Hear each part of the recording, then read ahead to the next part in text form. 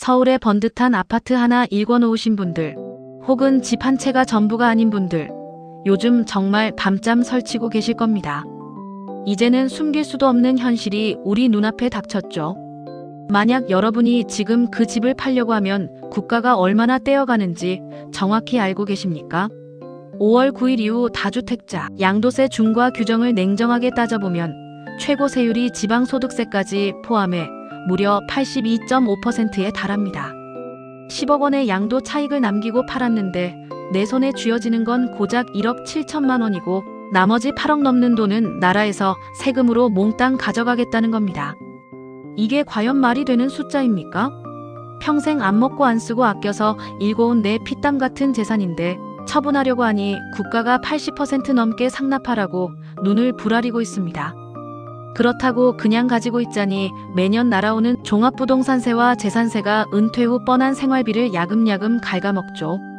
팔지도 못하고 갖고 있기도 무서운 그야말로 퇴로 없는 절벽에 서 계신 기분일 겁니다. 그래서 오늘 우리는 감정이 아닌 철저한 계산으로 결단해야 합니다. 죽을 때까지 이 무거운 짐을 지고 가다가 자녀들에게 준비 안 된 상속세 폭탄을 던져줄 것인가, 아니면 지금 내 의지가 살아있을 때 전략적으로 증여라는 카드를 꺼내 내 재산을 온전히 지켜낼 것인가를 말이죠. 많은 분이 증여세도 비싸다는데 굳이 지금 줘야 하느냐고 묻습니다. 하지만 지금의 상황은 증여가 선택이 아닌 필수가 되어버린 외통수입니다. 상속은 내가 세상을 떠나는 순간 내가 가진 모든 재산을 한 덩어리로 묶어서 세금을 매깁니다. 덩어리가 크면 클수록 세율은 10%, 20%를 넘어 최고 50%까지 치솟습니다. 여기에 다주택자라면 자산 가치가 워낙 높게 잡히기 때문에 세금만 수억 원이 우습게 나갑니다. 그런데 증여는 다릅니다. 증여세의 가장 놀라운 마법은 바로 인원 분산에 있습니다. 상속은 죽은 사람의 재산 전체에 세금을 매기지만 증여는 받는 사람을 기준으로 세금을 매깁니다. 이것이 오늘 제가 강조하고 싶은 가장 핵심적인 전략입니다.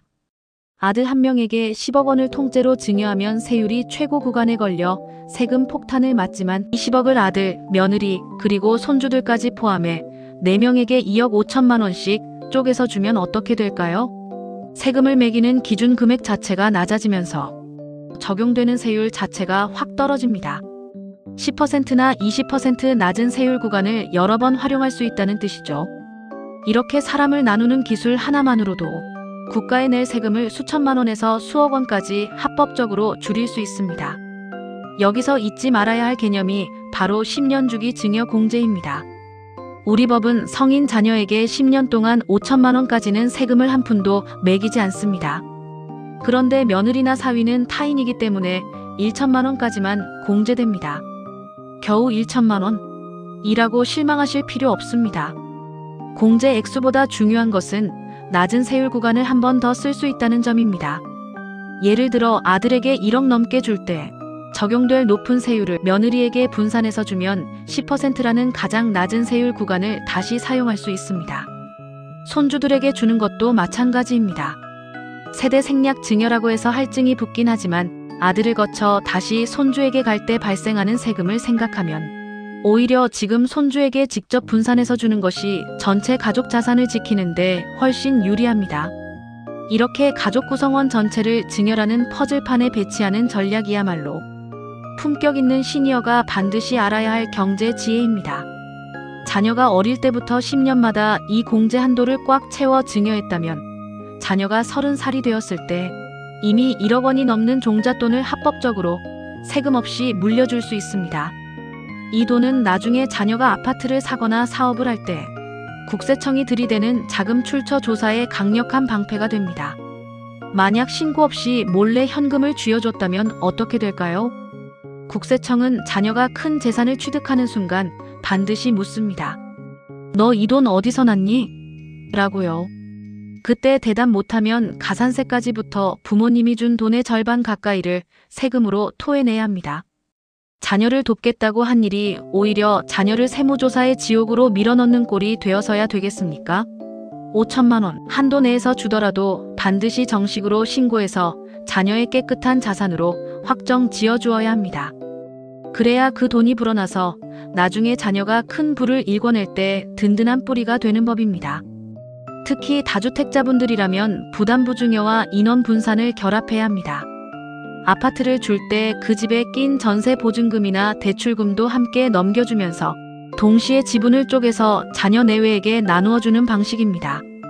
예를 들어 15억짜리 아파트를 아들에게 통째로 주지 않고 아들과 며느리에게 5대5 지분으로 나누어 부담부증여를 한다고 가정해봅시다. 그러면 아들이 떠안는 증여가액이 절반으로 줄어들고 며느리 또한 낮은 세율 구간에서 증여세를 내게 됩니다. 아버지가 자식에게 넘긴 채무에 대해서는 양도소득세를 내야 하지만 다주택자 중과세를 피할 수 있는 절세 포인트와 장기 보유 특별공제 등을 잘 활용하면 전체적인 세금 부담은 그냥 파는 것보다 훨씬 낮아집니다. 82.5%라는 무시무시한 양도세를 내고 내 재산을 공중에 분해시키느니 조금의 세금을 기꺼이 내고 자녀 세대 전체에게 든든한 자산의 기반을 닦아주는 것이 훨씬 영리한 선택 아니겠습니까?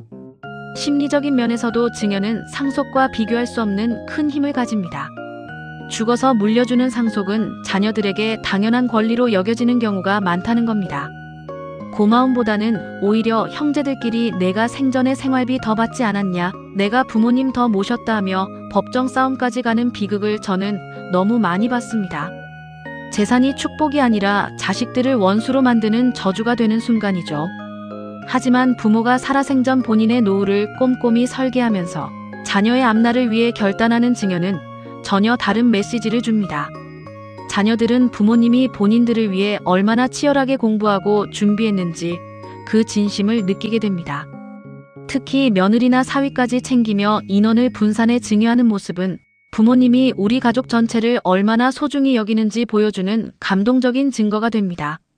지금 주면 생명의 은인 같은 고마운 부모가 되지만 끝까지 쥐고 있다가 주면 그저 유산을 남기고 간 부모일 뿐입니다. 이 한 끗 차이가 여러분의 남은 인생의 질과 자녀의 눈빛을 결정합니다. 물론 걱정도 되실 겁니다. 다 주고 나면 나 몰라라 하면 어쩌나 하는 마음, 저도 충분히 압니다. 그래서 우리는 효도계약서, 즉 조건부 증여라는 법적 안전장치를 반드시 마련해야 합니다. 증여계약서에 부모의 노후 생활비를 매달 얼마씩 지급한다, 정기적으로 방문하여 부모를 보살핀다 같은 조건을 명확히 기재하는 겁니다. 자녀가 이 약속을 어기면 증여를 취소하고 재산을 다시 찾아올 수 있는 법적 근거가 됩니다. 요즘은 이런 게 야박한 게 아니라 자녀에게는 부모에 대한 도리를 가르치고 부모에게는 심리적 평온함을 주는 아주 세련된 가족 경영 방식입니다. 또한 내 명의의 최후의 보루는 끝까지 남겨두셔야 합니다. 내가 죽을 때까지 살 집 한 채와 생활비가 나오는 현금 자산은 절대로 자식에게 미리 주지 마세요. 부모가 경제력이 있어야 자녀들의 효도도 더 애틋해지고 여러분도 자녀들 눈치 안 보고 당당한 노후를 보낼 수 있습니다. 자, 이제 내용을 정리해 봅시다. 지금의 대한민국 세법은 우리에게 가만히 있지 말라고 강력하게 경고하고 있습니다. 82.5%라는 가혹한 양도세와 피할 수 없는 상속세라는 이중에 덧해서 내 소중한 재산을 구출해내는 유일한 전공법은 바로 시간과 인원을 활용한 분산증여입니다. 10년의 시간을 벌고 아들과 딸을 넘어 며느리, 사위, 손주까지 받는 사람을 나누고 가치를 오늘 가격으로 고정하는 것. 이것이 우리 세대가 자녀들에게 줄 수 있는 가장 위대한 유산이자 내 삶의 자존심을 지키는 길입니다. 증여는 단순한 돈 전달이 아닙니다.